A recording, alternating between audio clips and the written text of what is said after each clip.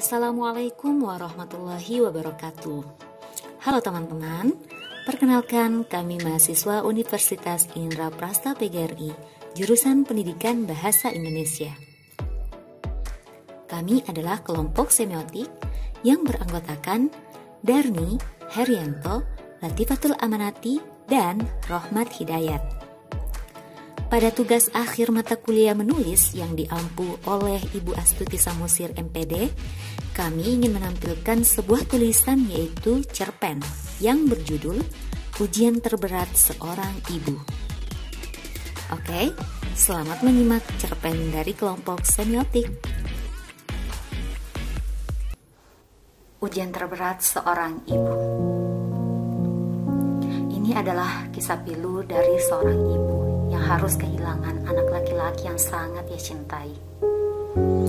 Betapa tidak menyakitkan. Tiba-tiba sang buah hati yang masih remaja terlebih dahulu menjemput maut. Mungkin beberapa orang mampu melewati situasi semacam ini.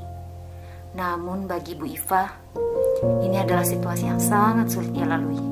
Begitulah hati seorang ibu.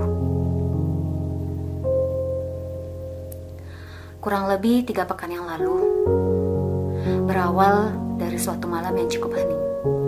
Dalam sebuah ruangan kerja, Ibu Iva sedang menyiapkan materi untuk pembelajaran esok hari untuk murid-murid yang sedang PJJ, pembelajaran jarak jauh. Tiba-tiba saja terdengarlah suara telepon seluler berdering. Karena kehusyukan Ibu Iva dalam menyelesaikan pekerjaan, ia tidak menghiraukan suara telepon yang ada di dekat mejanya. Akhirnya, panggilan tersebut diangkat oleh anak sulungnya. Namun, beliau masih bisa mendengar dengan jelas bahwa itu adalah suara temannya Azhar. "Kak, Azhar tak sadarkan diri. Sekarang di rumah sakit akibat kecelakaan motor," kata teman Azhar dengan nada suara yang sedikit panik. Kakak Azhar pun terkejut dan langsung memberitahu ayah dan ibunya. Tentu saja Ibu Iva dan juga suaminya yang mendengar kabar itu sangat terkejut. Ibu Iva dan keluarganya pun langsung menuju rumah sakit tanpa banyak pertanyaan. Dengan tergopoh-gopoh, Ibu Iva pun tiba dan memasuki rumah sakit. Ia melihat banyak sekali teman-teman Azhar di luar ruangan IGD. Pikirannya kosong. Yang terbayang hanyalah putranya yang katanya tak sadarkan diri di rumah sakit. Di lain sisi, Ibu Iva berusaha menenangkan hati dan meyakinkan dirinya bahwa putranya tidak apa-apa. "Tidak, putraku hanya jatuh. Pasti cuma lecet lalu tak sadarkan diri karena ia takut melihat darah." Itulah yang ada dalam pikiran Bu Iva karena anaknya Azhar pun pernah mengalami kecelakaan dan tak sadarkan diri karena takut melihat darahnya sendiri. Dengan terengah-engah, Ibu Iva menyapa seorang perawat yang sedang bertugas di UGD sambil berlari mendahului suami dan anak sulungnya. "Permisi Bu, saya Iva. Saya dari saudara Azhar," ujar Ibu Iva pada petugas di UGD tersebut. "Oh, Azhar yang sudah meninggal," jawab petugas dengan singkat. Bu Iva tidak menggubris apa yang diucapkan petugas tersebut. Ibu Iva pun terus mencari-cari wajah putranya. Dia mengecek satu persatu pasien yang ada di ruang UGD. Namun sayangnya, Ibu Iva tidak menemukan putranya. Ketika Ibu Iva berhenti sejenak, akhirnya tidak jauh dari posisi ia berdiri, ia melihat 2 perawat yang berdiri sambil menjaga pasien yang sudah tertutup kain putih. Ibu, panggil perawat ke Bu Iva. Dan Bu Iva pun langsung mendekati perawat itu. "Coba Ibu lihat, ini Azhar," ucap perawat.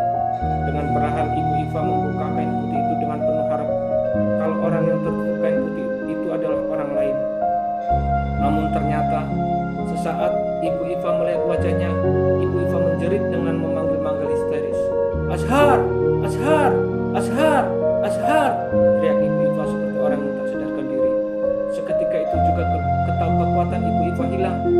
Badan Bu Iva bagaikan tak bertulang, lemah lunglai, tak berdaya, dan akhirnya ia terjatuh ke lantai. Teman-teman Azhar yang masih dalam ruang UGD segera mengangkat Ibu Iva di atas tempat tidur pasien. Ayah Azhar menyusul dan mendekati mendekati putranya untuk membuka kain putih tersebut. Ekspresi beliau pun sama, shock, terpukul, dan tak berdaya. Beliau pun hampir terjatuh dan untungnya ada perawat yang memegang dan mengantarkan beliau ke tempat duduk. Kakak perempuan Azhar pun sangat terpukul, namun ia berusaha untuk tetap tegar.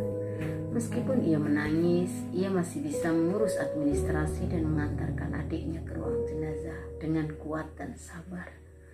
Sedangkan Ibu Iva masih terbaring tak berdaya. Air matanya harus mengalir terus dan sesekali memanggil nama buah hatinya. Azhar, Azhar.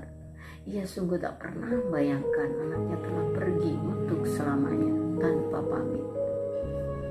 Keluarga Ibu Iva maupun teman-teman Azhar merasakan kesedihan yang begitu mendalam. Di tengah kondisi pandemi seperti ini, keluarga Ibu Iva harus menunggu proses pemeriksaan, pemandian, dan pengafanan dari pihak rumah sakit. Lalu kemudian Ibu Iva bisa membawa almarhum anaknya Azhar pulang untuk disolatkan dan dimakamkan.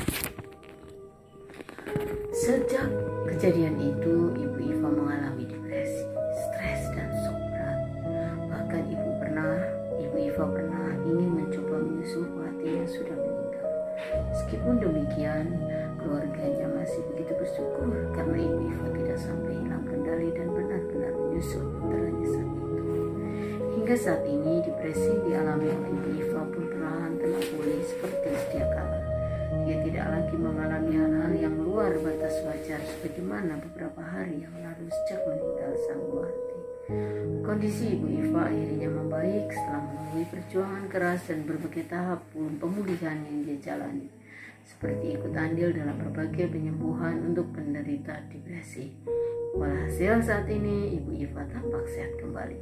Hal ini dia lakukan sebagai rasa syukur atas kesembuhannya hingga sekarang dan tak ingin mengenai dirinya sendiri. Beberapa pekan berikutnya Ibu Iva pun segera beraktivitas seperti biasa, yaitu mengajar di sebuah sekolah. Dari kisah Ibu Iva dan keluarga, banyak pelajaran penting yang dapat dipetik. Seseorang yang pernah mengalami depresi, bahkan hampir bunuh diri pun, akhirnya mengabdikan diri bagi mereka yang sedang mengalami hal yang sama.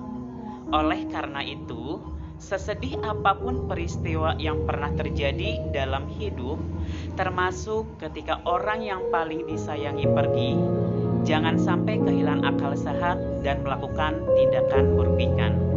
Sebab suatu hal yang harus kita sadari bahwa setiap yang bernyawa pasti akan mengalami kematian. Segala sesuatu pasti kembali ke asalnya dan kita tinggal menunggu giliran masing-masing yang kita sendiri pun tak tahu kapan ajal itu datang menjemput. Kita hanya perlu berusaha menjadi pribadi yang lebih baik setiap harinya, berusaha bahagia dan membahagiakan orang sekitar kita, berusaha memberikan yang terbaik kepada mereka yang kita cintai, dan tidak menyia-nyiakan waktu kebersamaan kita selama di dunia ini dengan mereka yang kita cintai.